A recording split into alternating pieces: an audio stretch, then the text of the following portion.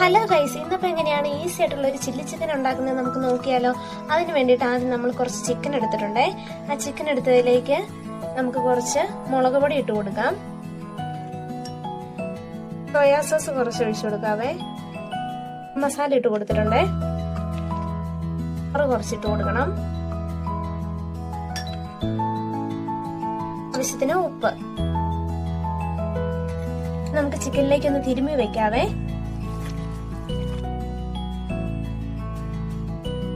മസാലയെല്ലാം പുരട്ടി വെച്ചിട്ടുണ്ട്. ഇനി ഇതൊരു അരമണിക്കൂർ റെസ്റ്റ് ചെയ്യാൻ വേണ്ടി വെക്കണം കേട്ടോ. അതിനുശേഷം നമുക്ക് ചില്ലി ചിക്കനുള്ള പരിപാടികൾ നോക്കാവേ.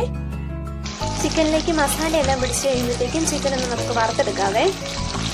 എണ്ണ ചൂടായി കഴിയുമ്പോഴേക്കും അതിലേക്ക് നമുക്ക് ഇഞ്ചിയും വെളുത്തുള്ളിയും പച്ചമുളകും ചെറുതായിട്ട് അരിഞ്ഞത് ഇട്ട് കൊടുക്കാം.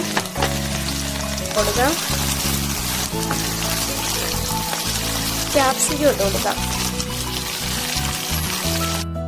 ഇനി ഇതൊന്ന് വാടി വരുന്നത് വരെ നമുക്കിതൊന്ന് ഇളക്കി കൊടുക്കാം.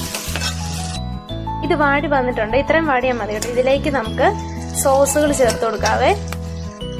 ആദ്യം നമുക്ക് ടൊമാറ്റോ സോസ് ചേർത്ത് കൊടുക്കാം. പിന്നെ സോയാ സോസ്,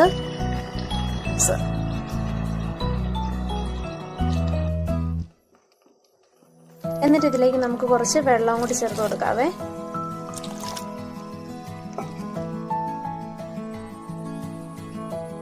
ഇതൊന്ന് പതുക്കെ തിളച്ച് വന്നു കഴിയുമ്പോഴത്തേക്കും നമുക്ക് വറുത്ത് വെച്ചിരിക്കുന്ന ചിക്കൻ ചേർക്കാവേ.